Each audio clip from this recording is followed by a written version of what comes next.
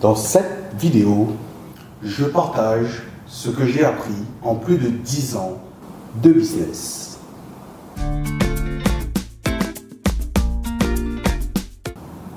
En 10 ans d'entrepreneuriat, j'ai compris une chose que personne ne te dit vraiment au départ. Le business ne récompense pas ceux qui travaillent le plus. Il récompense ceux qui voient juste et plutôt que les autres. Et ça change tout. Parce que si tu travailles dur dans la mauvaise direction, tu peux t'épuiser pendant des années sans jamais construire quelque chose de solide. J'ai appris beaucoup de choses pendant ces 10 ans. Certaines m'ont rendu meilleur, d'autres m'ont coûté très cher, en argent, en énergie, en temps, en clarté. Et il y a une leçon, je t'en parlerai plus tard, qui m'a demandé des années pour m'en remettre. Aujourd'hui, je vais donc te partager les vérités que j'ai payées au prix fort, pas des théories, pas des phrases inspirantes, des vérités apprises dans le concret, dans le chaos, dans les mauvaises décisions, dans les retards, dans les relations mal choisies et parfois dans la douleur. Si tu comprends ça maintenant, tu peux économiser des années. Parce que l'entrepreneuriat n'est pas un jeu de motivation, c'est un jeu de lucidité, de structure, de décisions difficiles prises au bon moment. Et si tu veux construire quelque chose de solide, il faut commencer par regarder la réalité en face. La première chose à comprendre, c'est que la plupart des entrepreneurs ne souffrent pas d'un manque d'effort. Bien souvent, ils souffrent d'illusions.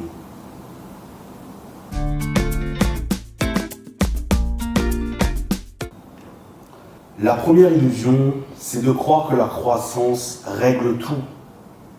En fait, elle ne règle rien, mais elle amplifie. Je vais te raconter un truc. L'année dernière, j'ai doublé mon chiffre d'affaires en 6 mois. Sur le papier, c'était une victoire. Mais en coulisses, c'était un carnage. On livrait en retard, le support client était débordé, l'équipe était épuisée. On recrutait dans l'urgence des profils qu'on n'avait même pas le temps de former. On avait scalé le chiffre, mais on avait aussi scalé le bordel. Et si ta boîte est bordélique à 500K, elle ne deviendra pas saine à 2M. Elle deviendra simplement plus lourde, plus lente à corriger et plus coûteuse à gérer. La croissance agit comme une loupe. Elle révèle tout ce qui ne va pas, elle fait remonter les failles dans l'organisation, le management, le recrutement, la qualité des process et dans la trésorerie. Ce que j'aurais aimé qu'on me dise, avant de vouloir scaler, pose-toi cette question simple et écris la réponse quelque part. Qu'est-ce que ma croissance va amplifier ? Fais 2 colonnes, à gauche ce qui est solide, à droite ce qui est fragile. Si la colonne de droite est plus longue, ne scale pas, répare d'abord. Parce que si tu n'as pas réglé les problèmes de fond, tu ne vas pas scaler une entreprise, tu vas scaler un désordre. La deuxième illusion, c'est le chiffre d'affaires, car il peut flatter l'ego. Mais attention, le profit, lui, c'est la vraie métrique. Le chiffre d'affaires, c'est agréable à annoncer. Ça impressionne, ça rassure, ça donne l'impression que ça monte. Mais le chiffre d'affaires ne te paie pas à lui seul. Il ne te protège pas et il ne te rend pas libre. J'ai personnellement connu un entrepreneur qui faisait 3 millions de chiffre d'affaires annuel. 3 millions. Quand il a voulu se verser un salaire décent en fin d'année, il restait uniquement 2 000 € dans la boîte. parce que tout portait dans les charges, les outils, les salaires, les prestataires et les erreurs qu'il faut compenser avec du budget. Le chiffre, c'était un spectacle. Mais en revanche, le profit, c'est la réalité. Ce qui compte, c'est ce qu'il reste. Ce qu'il reste après les charges, les impôts, les erreurs, les imprévus. Ce qui reste quand tout ralentit un peu. Le profit, c'est la vérité. Et la liberté vient du profit, pas de la mise en scène. Un exercice concret, chaque mois, regarde un seul chiffre. Ta marge nette, réelle. Pas le chiffre d'affaires, pas la marge brute. Le montant réel qui reste disponible après toutes les charges. Si ce chiffre ne progresse pas mois après mois, quelque chose ne va pas dans ton modèle, quelle que soit la croissance affichée. Surveille le chiffre d'affaires, mais ne le confonds jamais avec la santé de ton entreprise. Et ne le confonds surtout jamais avec ta liberté.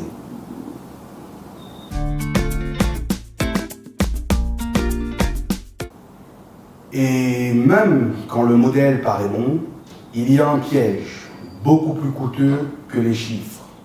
Ce sont les personnes.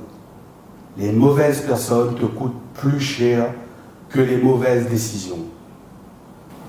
Une mauvaise décision peut être corrigée. Une mauvaise personne, elle, peut contaminer toute une dynamique. Elle ralentit, elle fatigue, elle sème du doute, elle complique tout. Elle crée de la friction, elle tire le niveau vers le bas. Et souvent, le coût réel n'est pas visible tout de suite. Il se manifeste plus tard, quand l'équipe est usée, quand la confiance est dégradée, quand la qualité baisse, quand le fondateur passe plus de temps à compenser qu'à construire. C'est pour ça qu'un business est d'abord un sujet humain, avant d'être un sujet de stratégie, avant d'être un sujet d'offre, avant d'être un sujet d'outils.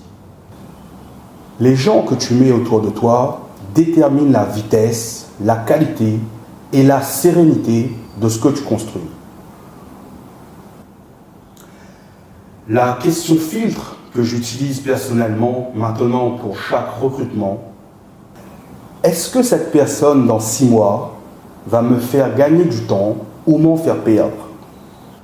Si la réponse n'est pas un oui franc, c'est un non. Pas peut-être, pas on verra, c'est non.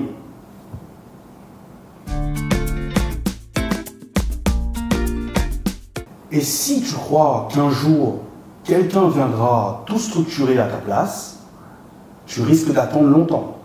Personne ne viendra te structurer. Tu peux attendre le bon bras droit, le bon moment, le bon outil, le bon software, la bonne personne qui va enfin mettre de l'ordre. Mais pendant que tu attends, le chaos s'installe. La structuration ne tombe pas du ciel. Elle ne vient pas avec la croissance, elle ne vient pas avec l'âge, elle ne vient pas avec l'expérience seule. Elle se construit volontairement et concrètement, voilà par où commencer. Pendant 2 heures cette semaine, juste 2 heures, documente les 3 process les plus critiques de ta boîte. Ceux que toi seul connais, ceux qui se cassent la gueule quand tu pars en vacances. Le format n'a pas besoin d'être parfait. Un simple Google Doc avec des étapes numérotées suffit. L'objectif, ce n'est pas la perfection. C'est que quelqu'un d'autre puisse le faire sans te demander toutes les 5 minutes. Crée des standards clairs, des responsabilités définies, des process documentés, des règles de décision, des priorités assumées. Ça commence par là.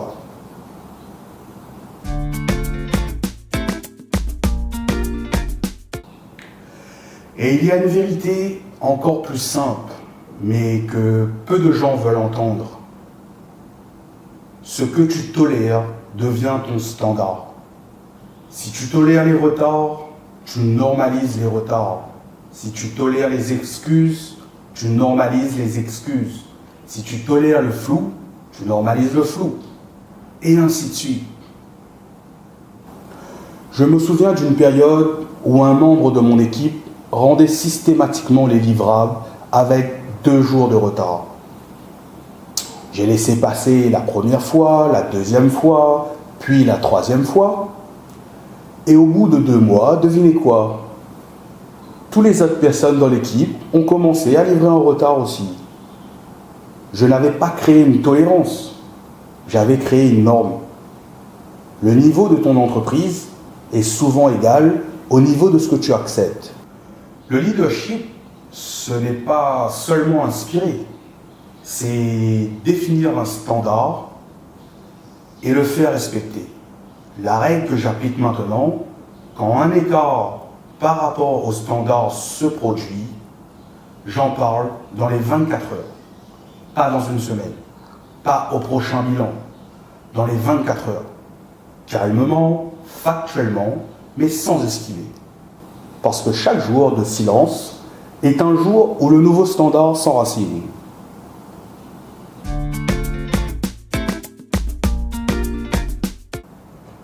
Je t'ai dit au début qu'il y avait une leçon qui m'avait pris des années à digérer. Garde les mauvaises personnes autour de toi assez longtemps et tu finiras par devenir comme elles. Je vais te raconter ce qui s'est passé. Je ne donnerai pas de nom, mais les faits sont réels. Pendant presque 3 mois, j'ai travaillé avec un collaborateur qui avait un talent fou. Vraiment brillant sur le plan technique, mais qui fonctionnait avec des raccourcis permanents.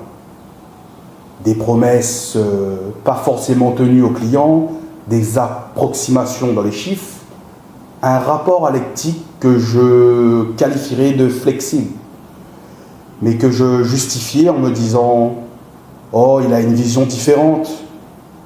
Au début, je résistais, je recadrais, je compensais en coulisses. Et puis, petit à petit, j'ai arrêté de recadrer. J'ai commencé à trouver normal ce qui ne l'était pas. J'ai commencé moi-même à prendre des raccourcis que je n'aurais jamais pris seul. J'ai perdu une forme d'exigence. Et surtout, et c'est ça le plus dangereux, je ne m'en suis même pas rendu compte sur le moment. Quand j'ai fini par couper, j'ai eu besoin de presque 6 mois pour retrouver mes propres standards et me retrouver. Les mauvaises dynamiques ne se contentent pas d'exister autour de toi. Elles t'influencent, elles te fatiguent, elles t'abaissent, elles t'habituent à moins bien. Un jour, tu réalises que tu as payé trop cher le fait de ne pas avoir tranché plus tôt. Il y a des moments où le courage d'un entrepreneur, ce n'est pas d'insister, c'est de couper. Ce que j'ai mis en place depuis, un audit relationnel. Tous les 6 mois, je prends une feuille et j'écris les 5 à 10 personnes les plus présentes dans mon quotidien professionnel. Et pour chacune, une seule question. Est-ce que cette personne me tire vers le haut ou vers le bas? Si la réponse est vers le bas, depuis plus de 3 mois, c'est un signal. Et un signal, ça se traite. Pas dans 6 mois, maintenant.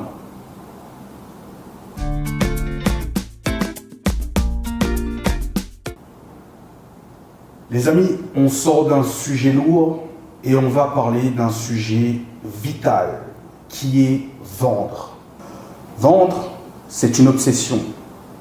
Pas au sens vulgaire, pas au sens agressif, au sens vital pour une entreprise. Parce qu'un business sans vente n'est pas un business. C'est un projet, c'est une intention, mais ce n'est pas une machine de création de valeur.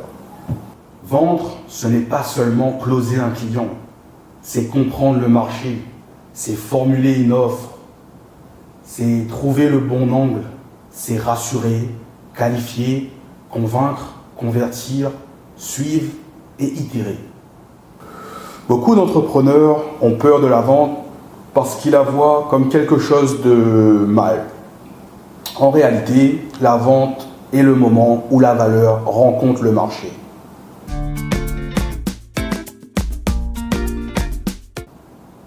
Et dans cette rencontre, le prix joue un rôle beaucoup plus important que ce que l'on imagine. Ton prix raconte qui tu es.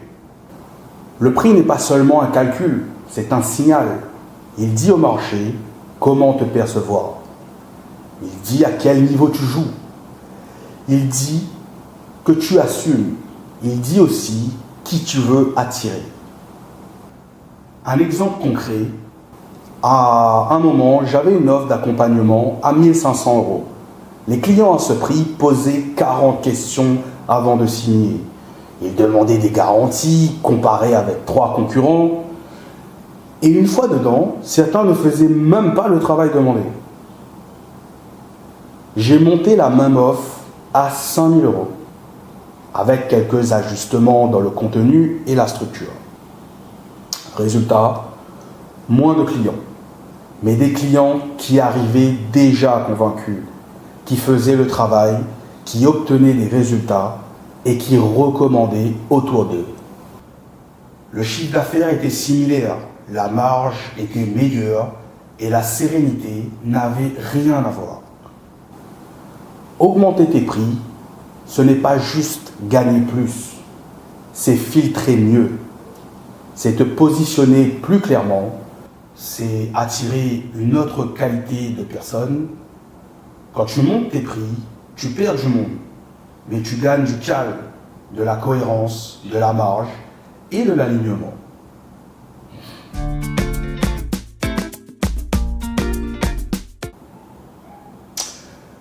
Et il y a une vérité que beaucoup refusent de voir.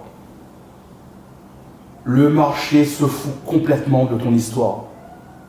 Il veut savoir ce que tu vas faire pour lui. Ton vécu peut être puissant, ton parcours peut être inspirant, mais au moment d'acheter, le client veut une réponse simple. Qu'est-ce que ça m'apporte? Concrètement, si ton message est trop centré sur toi, il devient inutile. S'il est centré sur la transformation du client, là, il devient puissant. Un test rapide, va sur ta page de vente ou ton profil. Compte le nombre de fois où tu utilises je, mon, ma méthode. Puis compte le nombre de fois où tu utilises tu, ton problème, ton résultat. Si le ratio penche de ton côté, réécris. Et si le client idéal ne comprend pas ce que tu fais en 10 secondes, le problème, c'est ton message. Voici une formule à tester. J'aide qui à résultat concret sans obstacle principal. Si tu n'arrives pas à remplir cette phrase de manière claire et spécifique, ton positionnement a un problème.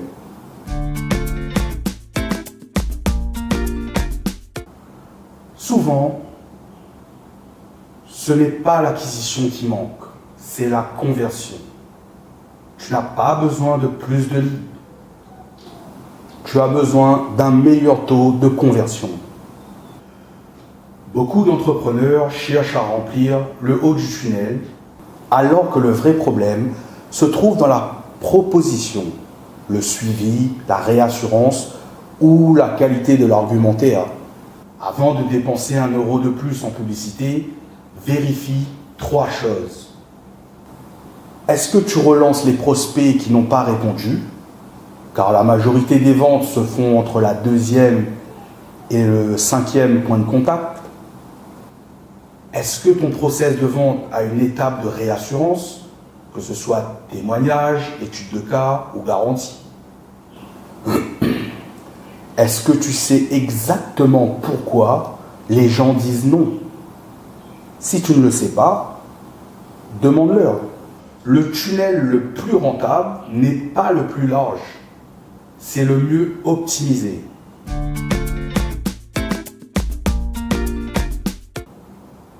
Dire non est plus rentable que dire oui.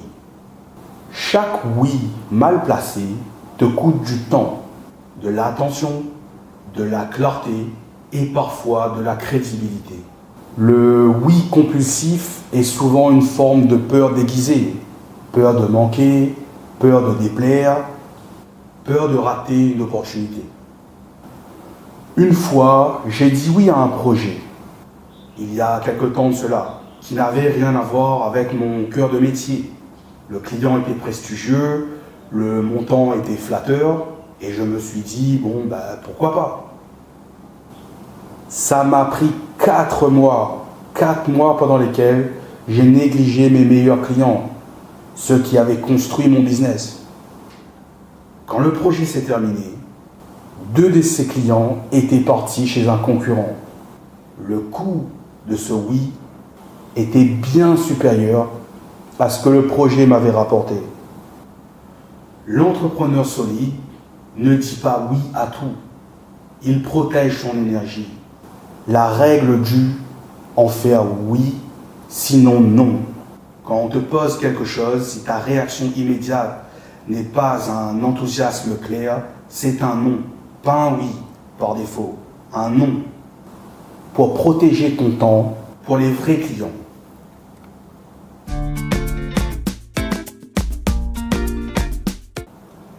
On a parlé de vision, de personnes, de vente. Maintenant, parlons de ce qui sépare vraiment ceux qui réussissent de ceux qui stagnent. L'exécution. Un plan moyen exécuté vite écrasera toujours un plan exécuté dans 6 mois. Le perfectionnisme est souvent une forme de peur. Peur de lancer, peur de se tromper, peur d'être jugé, peur de voir la réalité. Mais la réalité n'attend pas, le marché n'attend pas et les opportunités n'attendent pas. Mon premier produit en ligne était moche, vraiment moche. Une page de vente bricolée sur un outil gratuit, un PDF mal mis en page, 0 design. Et ce produit a généré mes premiers 10 000 € en ligne. Pas parce qu'il était beau, parce qu'il existait, parce que je l'avais lancé pendant que les autres peaufinaient encore leur logo. Un plan moyen lancé maintenant te donne des données. Un plan parfait lancé trop tard te donne surtout des regrets. L'exécution rapide crée de l'apprentissage. L'apprentissage crée de l'ajustement et l'ajustement crée les performances. La règle des 72 heures. Quand tu as une idée ou une décision à prendre, tu as 72 heures pour poser les premières actions concrètes. Pas pour finir, mais pour commencer. Envoyer le premier mail, créer la première page, passer les premiers appels. Parce qu'après 72 heures, ton élan est mort. Donc, si tu dois choisir entre penser encore 3 semaines ou lancer une version imparfaite cette semaine, un conseil, lance-toi maintenant.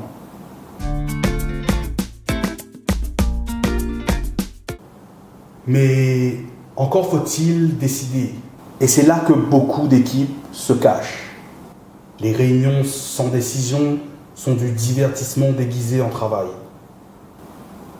Une réunion utile doit servir à décider, arbitrer, clarifier ou débloquer. Sinon, elle consomme du temps sans produire de valeur. Trop d'équipes passent leur temps à parler de travail sans réellement travailler sur ce qui compte. Elles commentent, elles discutent, elles reformulent, elles repoussent, mais elles ne tranchent pas. Ce que j'ai instauré dans mon entreprise, chaque réunion doit tenir sur un post-it. Avant la réunion, tu écris quel est le sujet et quelle décision doit être prise à la fin. Si tu n'arrives pas à répondre à ces 2 questions, la réunion n'a pas lieu. Et chaque réunion se termine par une phrase. Qui fait quoi? Pour quand? Pas de réunion sans livrable.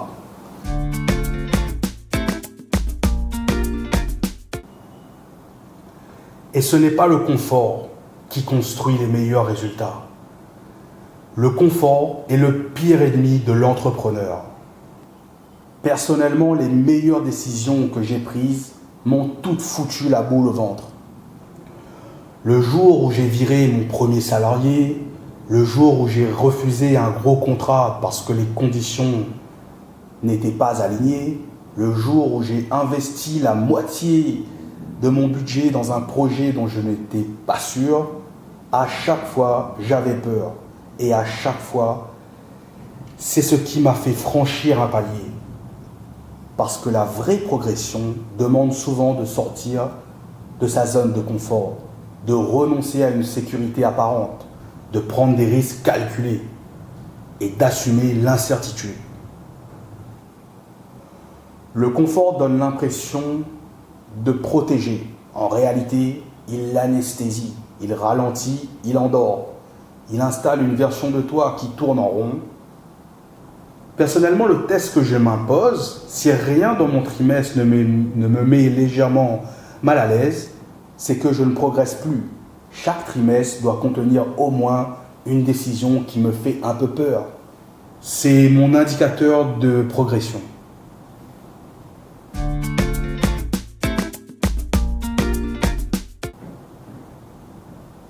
Et si je ne continue pas à progresser, je recule. L'entrepreneur qui ne se forme plus est un entrepreneur qui recule.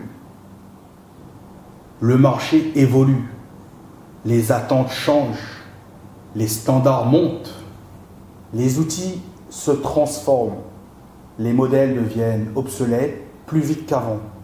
Se former n'est pas un luxe, c'est une discipline de maintien du niveau. Je connais un entrepreneur qui a dominé son marché pendant à peu près 5 ans avec une méthode d'acquisition qui marchait très bien. Publicité Facebook, tunnel classique, offre bien ficelée. En 2022, les coûts ont explosé, les conversions ont chuté et il s'est retrouvé sans plan B. Pas parce qu'il était mauvais, mais parce qu'il avait arrêté de regarder ce qui bougeait autour de lui. Pendant ce temps, un de ses concurrents, plus petit, avait passé 1 an à apprendre le contenu organique, à tester de nouveaux formats, à comprendre les nouvelles plateformes. Quand le marché a basculé, son concurrent était prêt, et lui, non. Ma règle aujourd'hui, un minimum de 5 heures par semaine consacrées à l'apprentissage. Livres, podcasts, formations, conversations avec des gens plus avancés, c'est non négociable. C'est dans mon agenda comme un rendez-vous client.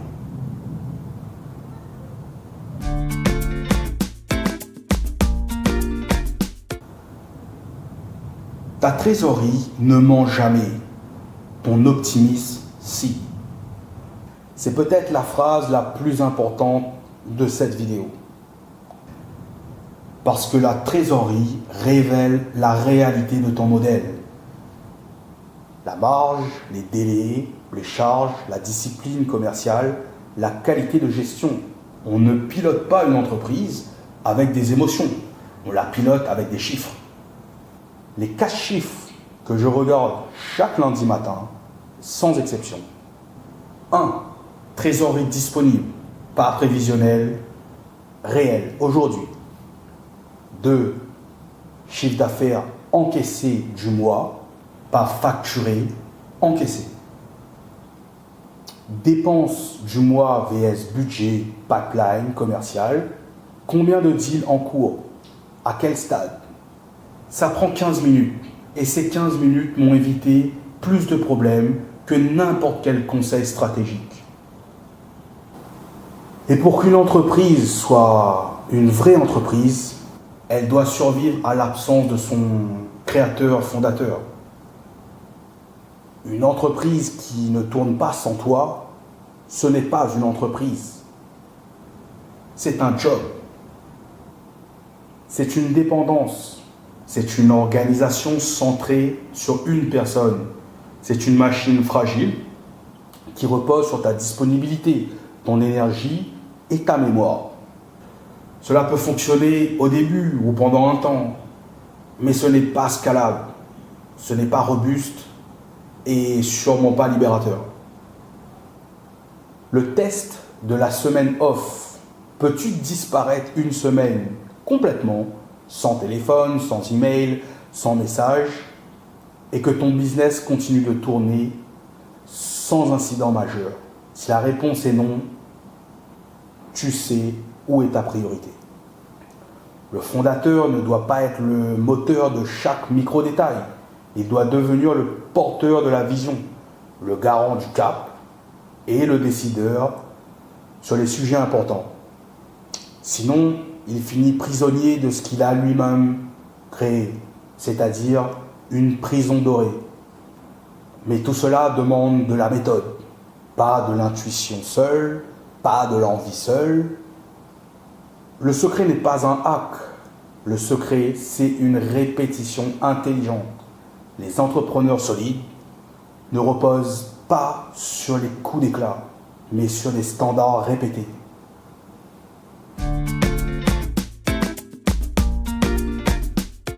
Et quand la structure est faible, on essaie souvent de masquer le problème par l'image. Aucun business n'a jamais été sauvé par un logo, un site web ou une refonte graphique. J'ai moi-même dépensé plusieurs milliers d'euros en branding sur un de mes side projects. Nouveau logo, nouvelle charte, nouveau site. Le résultat était magnifique. Mais il n'a rien changé à mon business. Rien. 0 € de chiffre d'affaires supplémentaire. Parce que le problème n'était pas l'image. Le problème était l'offre. Le design peut aider. L'image peut amplifier. Mais rien de tout ça ne remplace le fond. Un beau packaging ne corrige pas un mauvais positionnement, une mauvaise offre, un message flou, une exécution faible ou une structure bancale. La règle, pas de refonte de marque tant que tu n'as pas un modèle qui vend de manière régulière et prévisible. Le branding vient en dernier, jamais en premier.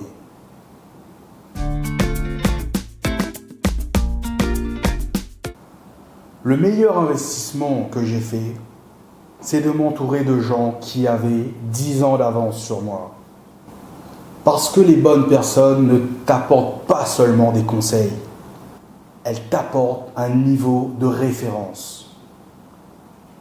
Il y a quelque temps, j'ai rejoint un groupe de partenaires, des entrepreneurs qui faisaient entre 3 et 10 fois mon chiffre. Au début, je me sentais petit, j'osais à peine parler, mais en 6 mois, j'avais changé 3 choses fondamentales dans mon modèle. Des choses que je n'aurais jamais vues seul, parce que pour eux, c'était évident. Et pour moi, c'était un angle mort. Ces personnes, elles t'obligent à voir plus grand, elles t'obligent à penser plus juste, elles t'évitent des erreurs que tu n'as même pas encore compris. L'environnement est un multiplicateur. Si tu t'entoures de gens qui te tirent vers le bas, tu vas perdre en exigence. Si tu t'entoures de gens qui jouent plus haut que toi, tu vas forcément progresser plus vite. Voici l'action. Identifie un groupe, un mastermind, un mentor ou même une seule personne qui a 10 ans d'avance sur toi. Dans ton domaine, investis pour être à cette table, même si c'est inconfortable, et surtout si c'est inconfortable. Et au fond, tout cela mène à une seule vraie ambition. Construis un truc qui tourne sans dette, sans investisseur, sans dépendre de personne. Évidemment, c'est plus lent, c'est plus dur, c'est bien souvent moins glamour, mais c'est beaucoup plus solide. Parce que le jour où tu construis une structure qui tient debout par elle-même, tu gagnes quelque chose de précieux. La liberté de décider sans pression extérieure. Pas la liberté de faire n'importe quoi, la liberté de rester maître du jeu. Une entreprise réellement solide ne repose pas sur l'illusion de puissance. Elle repose sur l'autonomie. Et cette autonomie, personne ne peut te la donner par magie. Tu dois la construire.